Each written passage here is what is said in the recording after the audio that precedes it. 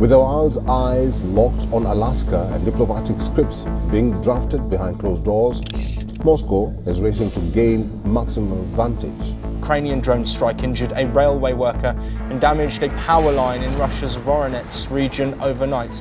President Liski and his commanders have recognized and have said that they cannot win the tactical battle to push the Russians out of Ukraine. Everything that Ukraine is doing in the rear area is trying to reduce the effectiveness of the front line. On August 17, 2025, a single Ukrainian drone pierced deep into Russia's Voronezh region, and its target was Liski station. The strike damaged tracks, power lines, and halted the flow of trains, including the ones carrying ammunition and troops to the Ukrainian front. Just one drone, one strike, and suddenly, a system once seen as untouchable looked fragile. So Russia has always been a land empire built on steel and rails, from the mighty Trans-Siberian Railway to the endless supply lines feeding its war machine. Trains are Moscow's lifeblood. But what happens when those lifelines are no longer safe? What happens when the very arteries that keep the Russian military alive start to bleed? For Russia, this wasn't an isolated attack. It was a glimpse into a shadow war. A silent campaign turning Russia's proud railway empire into a network of weak spots, vulnerable to eyes in the sky and explosions from above. So can Russia protect the veins that keep its army alive? Or has Ukraine found a way to stop the war machine without ever stepping foot inside its borders? Now let's see what exactly happened. So Liski is not just another dot on Russia's vast railway map, it's the center, a crossroads where lines from Moscow, Rostov, and the Donbass intersect, feeding directly into the occupied territories of Ukraine. Every train that passes through Liski carries more than steel and cargo. Many carry fuel for tanks, ammunition for artillery, and soldiers bound for the front. Without Liski, the flow weakens, the arteries clog, the machine slows. That's why the Ukrainian drone strike was more than just an isolated attack. It was a message. In one blow, traffic stopped. Freight piled up. Repair crews scrambled under pressure. A railway worker was injured, damaged a power line, and delayed numerous train services. For hours, Russia's logistics froze. The war effort, so dependent on timing and movement, was forced into silence. But this was not an accident, and it was not the first time. Ukraine has begun waging a shadow war on the very backbone of Russia's military power. Rail by rail, junction by junction. And Liski proved something terrifying for Moscow, that the empire of rails once thought indestructible could be cut open with precision and left bleeding. And this was just the beginning. Well, Kyiv has been waging what military analysts call a war on logistics, and railways are at the center of it. And this campaign has unfolded in layers. Time and again, Ukrainian drones and saboteurs have struck rail lines, power substations, and key junctions deep inside Russia. Not just in Voronezh, but across the Rostov, Volgograd, and Kursk regions. Each attack is a cut, small on its own, but together forming a pattern of constant disruption. Then there are the headline-grabbing strikes, like the repeated assaults on the Crimean Bridge. More than just an engineering marvel, that bridge is Moscow's lifeline to occupied Crimea, a vital route for military convoys. Forcing Russia to reroute shipments around it doesn't just add hours, it adds pressure and vulnerability. And it doesn't stop with railways. Ukrainian planners have widened the scope, hitting oil depots, fuel storage sites, and supply warehouses. Every destroyed depot means fewer trucks moving forward. Every burning warehouse means soldiers at the front wait longer for ammunition, food, or fuel. The lifeline of Russian industry and its war machine, freight volume has dropped 4.1% in 2024. That might sound modest, but by 2025, just 5 months in, the fall had already doubled to 9.4%.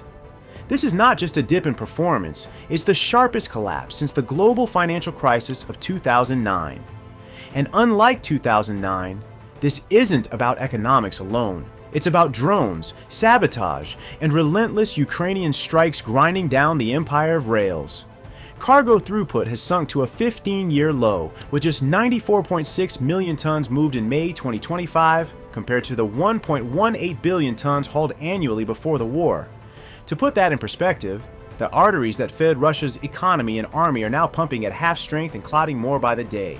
and the consequences are brutal. Moscow has slashed 40% of its planned investments in Russian railways, cutting funding from around $14.9 billion down to a desperate survival budget. Instead of expanding, modernizing, or speeding up, the system is stuck in a mode. Patching bombed-out bridges, repairing shredded power lines, and clearing wreckage from drone-hit tracks. Trains that once rolled at 36 to 40 kilometers per hour, already sluggish compared to Western standards, are now crawling. If you're enjoying this deep dive, please like the video and consider subscribing to our channel. Your support helps us bring more global insights. Now, back to the video. It's the slowest movement since the 1960s, a pace that leaves both civil and military trains stranded for days at a time. Thousands of scheduled routes, both passenger and freight, have been delayed or canceled outright. The once efficient rhythm of Russia's railway system has turned into a discordant mess. Also, grain shipments have collapsed by 34.8%, crippling Russia's agricultural exports, one of the few lifelines bringing in hard currency under sanctions. Construction materials are down 20.7%, choking infrastructure projects at home and limiting repair capacity in occupied Ukrainian territories. With depots and warehouses repeatedly going up in flames, the pressure compounds with every week. For Russia, this is not just an inconvenience. It's the slow strangulation of a war machine that relies on steel tracks more than any other major military power. Every delayed train, every rerouted convoy, every depot fire, it all adds up. Satellite images and eyewitness accounts reveal entire stretches of Russia's rail grid locked in place, freight cars standing idle like metal tombstones.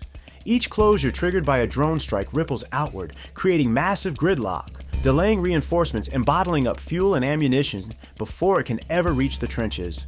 And all of this is happening while sanctions bite deeper. Labor shortages mount, replacement parts grow scarce. With modernization cut off from Western suppliers, Russia is left trying to sustain a 21st century war on infrastructure that increasingly resembles a relic from the mid-20th century. This is the hidden cost of Ukraine's strategy. A war not just of drones against tanks, but of disruption against momentum.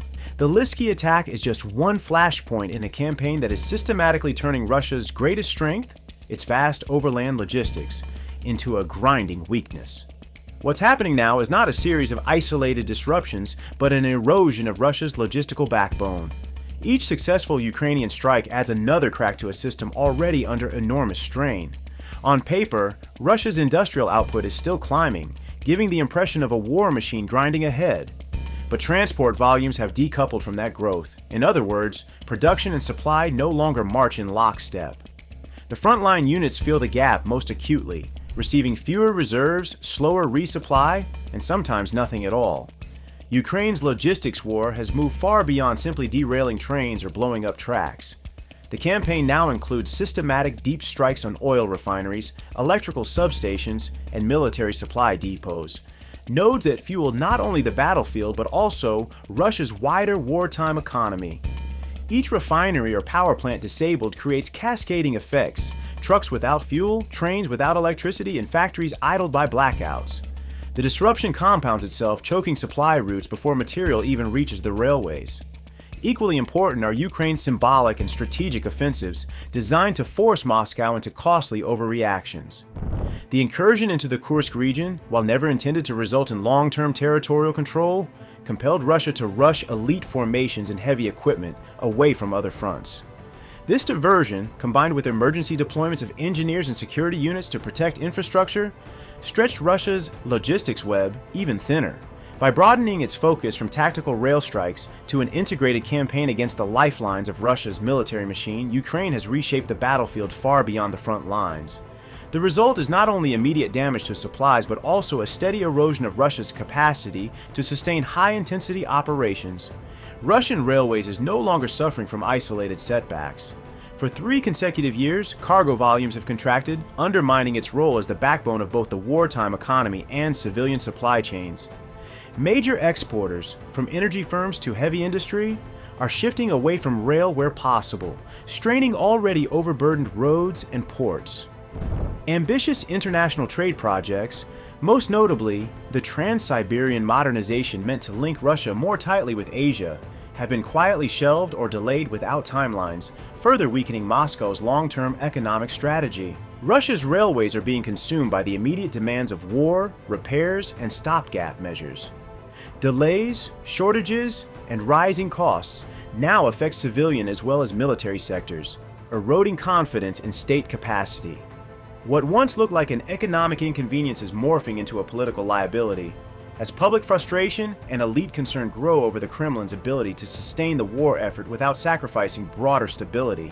The Ukrainian drone strike on Russia's Voronezh railway hub is not an isolated incident, but part of a deliberate campaign systematically degrading Moscow's ability to wage war. Each attack chips away at the arteries that keep the Russian war machine alive, from freight lines and energy grids to critical supply depots. While the Kremlin has managed to absorb some shocks through improvisation and rerouting, the ripple effects are undeniable. Shrinking cargo volumes, mounting economic contraction, and vulnerabilities laid bare for both domestic and foreign audiences to see. Russia now faces a paradox. It must project strength abroad while its logistics at home grow increasingly fragile. With every strike, the costs multiply, not just on the battlefield, but across its economy and society. The question is no longer whether Ukraine can hurt Russia's supply lines, but whether Moscow can withstand the slow, grinding erosion of its war-fighting capacity without reaching a breaking point. And when that breaking point comes, will Russia even recognize it before it's too late,